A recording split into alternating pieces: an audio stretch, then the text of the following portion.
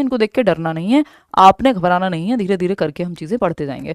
Growth and development ये एक बड़ा डिस्टिंक्शन है, यानी इसके बारे में हमें पढ़नी है चीज़ें।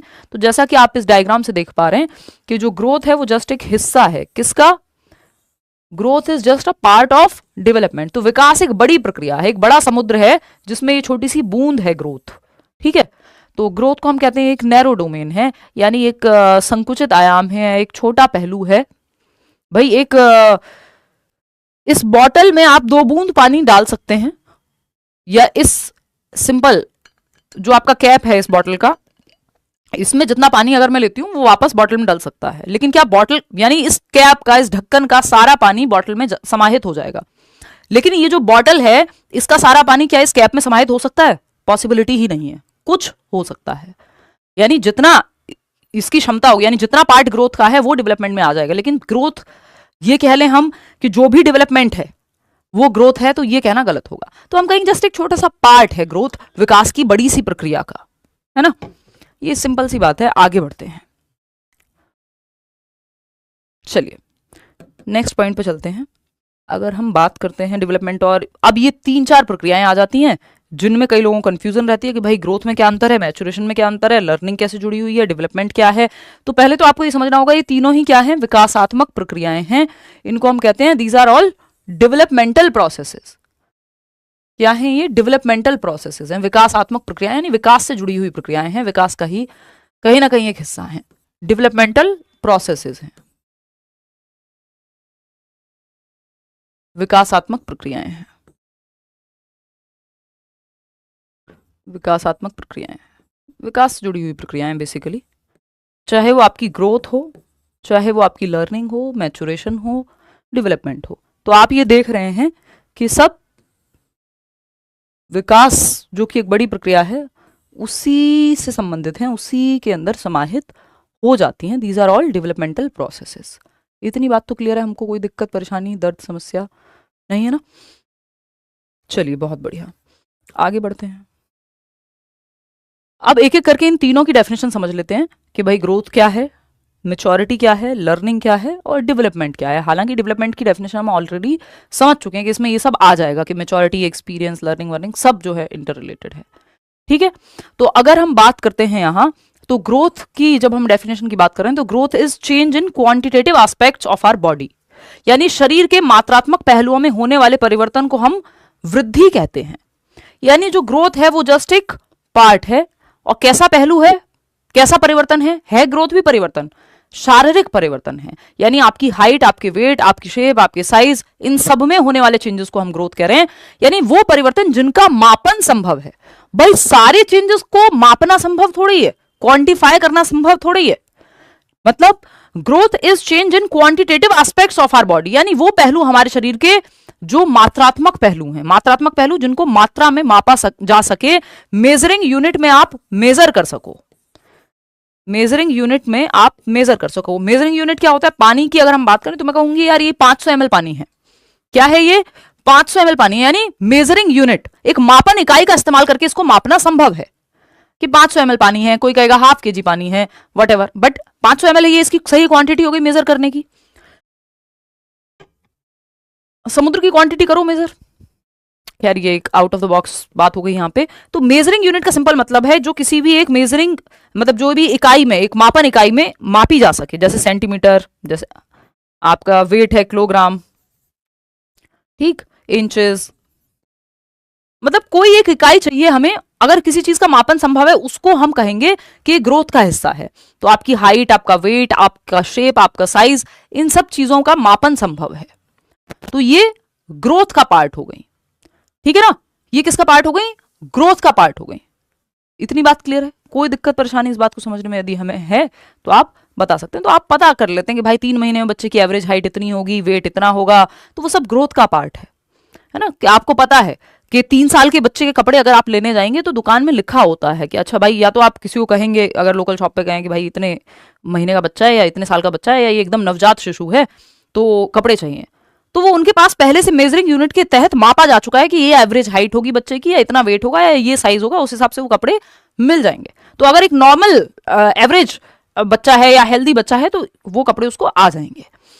ये कैसे संभव हो पाया कि 3 से 8 वर्ष के बच्चे को ये टी शर्ट आ जाएगी? किसी ने तो मेजरिंग यूनिट में बहुत सारे 3 से 8 वर्ष के बच्चों को मेजर किया होगा, मापन किया होगा उनका, तब जाकर कि वो एक एवरेज ग्रोथ आपको समझ में आई कि इस उम्र के बच्चे का हेल्दी वेट इतना होना चाहिए। या जब बच्चा पैदा होता है तो भाई अगर 3.5 किलो का 3 किलो का बच्चा मतलब ठीक है, हेल्दी बच्चा है। ये कैसे संभव हो पाया? क्योंकि मेजरिंग यूनिट में क्या किया, मापा गया किसी चीज को। ठीक है, इतनी बात। कोई दिक्कत परेशानी इस बात को समझने में यदि हो रही है तो आप बता दीजिए। क्लियर है? कह रहा है कोई कि आप मेकअप नहीं करती, मैं यहां का करती हूं दिमाग वाला। चलिए खैर आ जाइए। तो अगर हम ये बात क्लियर कर लें कि growth is change in quantitative aspects of our body, यानी जो वृद्धि है वो परिवर्तन है, लेकिन कैसे परिवर्तन? हमारे शरीर में होने वाले मात्रात्मक पहलू जिनका मापन संभव हो, जिनको मापा जा सके। जो आप बच्चे की हाइट को, फॉर एग्जाम्पल यहां पे ये आप बाय डेफिनेशन भी देख सकते हैं कि changes that can be measured such as height, weight, size, shape of the body, ये सब ग्रोथ का पार्ट है, वृद्धि का। आपके बेसिकली अगर एक शब्द में कहूं तो स्ट्रक्चरल चेंजेस। कैसे चेंजेस? स्ट्रक्चरल चेंजेस वो वृद्धि कहलाते हैं, या क्वांटिटेटिव चेंजेस भी आप इसको कह देते हैं। क्वांटिटेटिव चेंजेस यानी मात्रात्मक परिवर्तन, है ना। यानी संरचनात्मक, स्ट्रक्चरल का मतलब है संरचनात्मक परिवर्तन, यानी आपकी संरचना, आपके शरीर की बनावट से संबंधित जो परिवर्तन है ना। आपके बॉडी स्ट्रक्चर में कोई चेंज है वो आप माप सकते हो। आपकी हाइट में चेंज, आपकी बॉडी स्ट्रक्चर में ही चेंज है ना, तो ये फिजिकल डेवलपमेंट से जुड़ा हुआ हो गया। तो जो शारीरिक विकास वाला पहलू है वो ग्रोथ से जुड़ जाता है, वृद्धि से जुड़ जाता है, कि परिवर्तन जिन्हें मापा जा सकता है, जैसे शरीर की ऊंचाई, वजन, आपका आकार, ये सब आप माप सकते हो कि भाई इतने सेंटीमीटर जो है आपका वेस्ट इंक्रीज हुई है या घटी है, हाइट इतनी बढ़ी है बच्चे की, घटती तो नहीं है ना, इतना परसेंट बढ़ा है, ये सब आप देख सकते हो। वेट कितने परसेंट से इंक्रीज हुआ है, बॉडी मास कितना है, ये सब आप क्या कर सकते हो, मेजर कर सकते हो। तो ये ग्रोथ का पार्ट है। ये आप इसको ऐसे भी देख सकते हो कि एक पौधा है, एक पौधा लगाया आपने और वो जैसे जैसे बड़ा होता है तो इसकी हाइट का मेजरमेंट संभव है, तो आप ये माप पा रहे हो। यानी ये ग्रोथ का उदाहरण है। किसको दर्शाता है? ग्रोथ को दर्शाता है, शारीरिक परिवर्तनों को दर्शाता है, क्वांटिटेटिव चेंजेस को, मात्रात्मक पहलुओं को दर्शाता है। कि आप हाइट की अगर आप बात कर रहे हैं कि इतने इंच आप इंक्रीज कर सकते हैं, वो आते हैं ना, बहुत सारे एड्स आते हैं, इस फलानी चीज से ये हाइट इंक्रीज हो जाएगी, ये हो जाएगा। लेकिन आप ये कहो किसी की समझ आप इतने परसेंट बढ़ा सकते हो, वो कहना बहुत मुश्किल होगा। ठीक है ना। कोई कह रहा है आप शादी कब करोगी? माधुरी कह रही है मुझे बहुत वेट है। क्या करना है? आप दावत में आना है, आ जाओ इधर। शादी में बहुत जोर है? पूरे देश की जो एनर्जी है शादी पे एकदम फिक्सेटेड है। देखिए, growth is not a life long process. अब यहां पे ये चीज ध्यान रखनी होगी कि जो वृद्धि है वो एक आजीवन चलने वाली प्रक्रिया नहीं है, यानी लाइफ लॉन्ग नहीं चलती। It goes on till maturity. अब मेच्योरिटी कौन सी बला है? अगेन मेच्योरिटी आपके हेरिडिटी में, जीन्स में जो कोडेड मसाला है वो समय के साथ जब निकल के आएगा कि इस उम्र में आपके दूध के दांत आएंगे, वो आप थोड़ी निकाल रहे हो, वो तो खुद से आ रहे हैं। तो मेच्योरिटी में नेचुरली आपकी जो जेनेटिक मेकअप है वो अनफोल्ड होता है समय के साथ। प्यूबर्टी हिट करेगी, आपने थोड़ी कुछ किया उसमें, वो तो बाय डिफॉल्ट एज के साथ एक कैरेक्टरिस्टिक है जो अनफोल्ड हो रहा है। ठीक है। तो अगर हम बात करते हैं तो वृद्धि एक आजीवन चलने वाली प्रक्रिया नहीं है, लाइफ लॉन्ग प्रोसेस नहीं है, जैसे कि डेवलपमेंट है कॉन्टिन्यूस चलता है। ग्रोथ एक समय के बाद रुक जाती है, स्पेशली मेच्योरिटी तक जो है ग्रोथ होती है। आप देख रहे हैं आपकी हाइट भी कोई जीवन भर थोड़ी बढ़ती रहती है, एक समय के बाद रुक जाएगी। लाइफ लॉन्ग प्रोसेस थोड़ी है। सोचो लाइफ लॉन्ग सबकी हाइट बढ़ती रहे तो फिर तो ना कोई बिल्डिंग बने दुनिया में, क्योंकि कहीं आप समाहित ही नहीं होंगे, आप समा ही नहीं पाएंगे कहीं। ठीक है ना। तो अगर हम देखेंगे तो growth is not a life long process, कोई जीवन पर्यंत चलने वाली प्रक्रिया नहीं है। तो आपकी हाइट हमेशा नहीं बढ़ती रहती, या आपके बहुत सारे शारीरिक जो पहलू हैं उनमें सब में चेंजेस नहीं आते रहते कि आपका लिवर का साइज घटता बढ़ रहा रह रहा है रोज। एक जनरल आइडिया आपको होगा।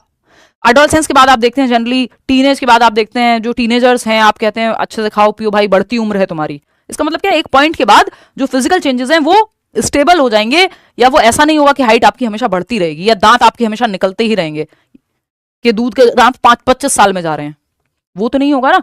तो ग्रोथ है कि एक सर्टेन पॉइंट ऑफ टाइम के बाद कोई प्रक्रिया है जो रुक जाएगी, तो ये लाइफ लॉन्ग नहीं चलती। मेच्योरिटी तक, जो जनरली अलग अलग चीजों के लिए अलग अलग मेच्योरिटी की एज है, कि आपका अगर आप पीएफसी प्री फ्रंटल कॉर्टेक्स देखेंगे 25 साल की उम्र तक विकसित ही होते रहता है ना। विकास का हम कहते हैं कि जो मेंटल डेवलपमेंट है वो मैक्सिमम जो हो जाता है 16 वर्ष तक, जो आपका मेंटल ग्रोथ है वो हो जाती है। तो ये सब अलग अलग एस्पेक्ट हैं। जो हाइट है जैसे वो 18 साल तक आप देखते हैं जनरली, या एडोलसेंस के बाद रुक जाती है, कम केसेस में बढ़ेगी। एक सवाल है यहाँ पे जो आपको सॉल्व करना चाहिए उससे पहले एक चीज़ मुझे आपको बतानी है कि एक तरफ हमने दो बातें की हैं कि जो